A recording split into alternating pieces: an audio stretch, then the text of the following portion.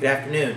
My name is Greg Huff, and this is the Week 6 proposal in Economics 561 with Fred Bell as the facilitator. Today's date is July 3rd, 2011. Ladies and gentlemen, my name is Greg Huff, and this is the proposal for Camp Woof, sponsored by me, the president of Camp Woof, Greg Huff. My friend Gidget here was my inspiration for Camp Woof. Camp Woof is a project that is going to allow to have all of the services that your dog or cat may need under one roof. Go ahead, Gidget, get down, girl. Good girl. Camp Woof is going to provide the opportunity for those that own dogs and cats, or those that don't own their own dog or cat, to be able to come in and to find the services they need. Briefly stated, Camp Woof is to provide a main purpose of a dog and cat daycare, as well as veterinary services and the pet products that you use, such as dog food and grooming services as well. And we'll even have a doggery, which we'll get to more in a minute. To explain these 5 different services, let me go into them briefly. Number 1, primarily it's going to be a dog and cat daycare and petting sitting service. What I have found is that when people go out of town or they don't have the ability to watch their dog or pet, there are very few people or companies able to watch those animals for them. And so what we want to provide for them is a safe environment that provides everything they need per the owner's instruction.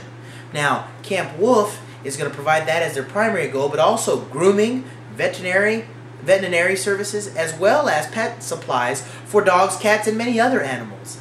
The most exciting part is our doggery. We're going to have up to 50 different species, because our goal is to have 50 stores open within the first year, that will allow us to breed and partner with local members with different purebred associations, so that way we can, if you want a German Shepherd or a Jack Russell, that may not be the state for which it is, but what we can do is order you that animal if you look online, and they can be shipped to our store free of charge. So that'll be great. And we'll also partner with our local animal shelters for dogs and for cats as well, to provide that free to the public, so that they have those services so they can purchase dogs and cats that fit their lifestyle. Now, there are several things to consider.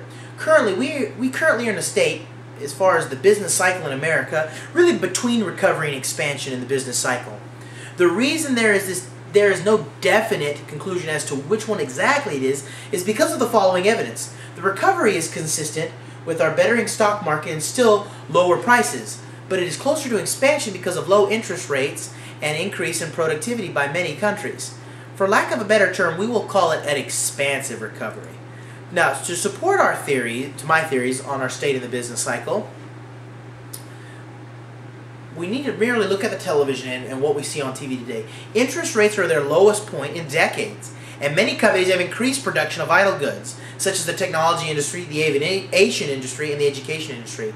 So that really points to that one side of the economic cycle, the business cycle. On the other hand, the stock market is booming, but many consumer goods, including electronics, commodities, even gasoline, are on the decline. This stage in the business cycle lends itself to several different pricing and non-pricing strategies. We will maintain low prices and have membership as a pricing strategy. By using large-scale advertising and economies of scale tactics, we will attract more customers and maintain higher profitability. The reason that these strategies will work is that they combine the in-between nature of the business cycle, the expansive recovery stage we're in, which addresses both principles for maximum efficiency.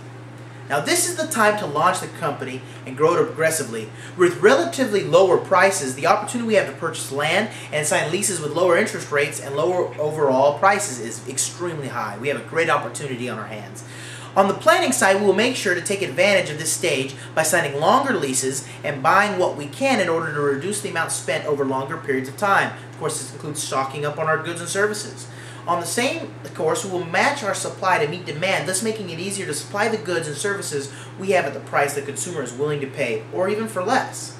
Operations-wise, we'll make sure to get the best deal we can on our variable expenses as well as our fixed expenses. With the demand for jobs high, we'll be able to keep pay wages lower overall, while keeping our expectations and satisfaction high by offering a little more than our comparable companies in our industry. We will use longer-term contracts to keep variable and fixed costs lower for longer running services. We will eliminate as much corporate overhead as possible and keep the minimal amount of staff needed for the job that needs to be done in our corporate office. Based on the current credit markets, we will need to be cautious but aggressive. Some banks are still reluctant to give out credit. We must be vigilant of this hesitation and use the shareholders' large assets to secure the loans we need if necessary. Starting with at least 25 stores, with 50 being our goal, we can grow our empire from there. We must be able to show with our collateral, business plan, and aggressive market share acquisitions that we are a viable company and not a threat to default or not to pay our obligations. Indeed, we must show that we can be a sure bet and that we will be around for decades to come, and we will be. While there will be some credit issues that affect our company, we believe that there will be less of an impact on our overall planning and operating decisions as a company. We calculate that each store will need about $40 million to run for a year. If we build all 50, that will be $2 billion for the first year to run all 50 stores. Our calculations show us bringing in over $5.2 billion in the first year, and over half of that will be brought in the first quarter. So that not only covers the initial expenses, but the interest on those expenses, calculated to be about another $1 billion, and a handsome profit. The biggest course of action for us right now is to make sure that our obligations are covered to date and that our investors make sure that they have collateral and credit ratings to secure us the financing for our operations through year one. Our biggest concern moving forward is the looming financial crisis of the United States of America. Defaulting on our credit may further devalue our currency. While half of our investors are overseas, the trickle-down effect of the United States defaulting on its debt would impact us. The most impactful decision at this point will be launching the company after August 1st. If the United States comes through and figures out a solution, then we are clear to go ahead and start. If not, then we'll have to watch and wait until January of 2012 to see the full impact of such a decision. Until that point, if we do default on our credit, it will not be wise for us to go into the business to make sure that we can meet our financial obligations and our currency is not further devalued. This decision facing Congress certainly affects trade around the world. Companies and countries may be reluctant to trade or accept U.S. dollars devaluing our currency. Other countries will be reluctant to accept its further devaluing our currency.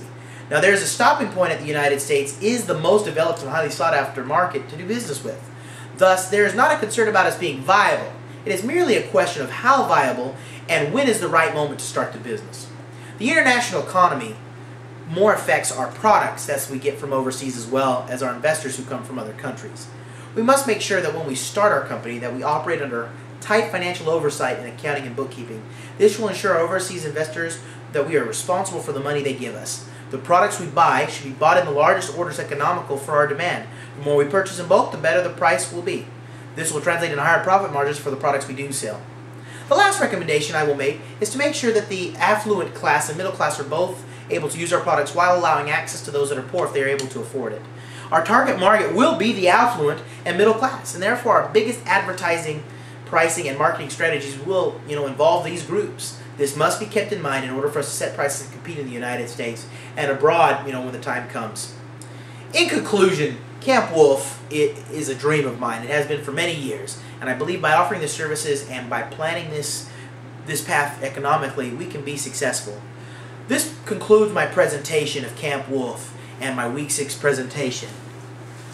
So from all of us here at Camp Wolf saying goodbye, Gidget, say goodbye. Bark, bark, bark. Good girl. Have a great day. Bye-bye.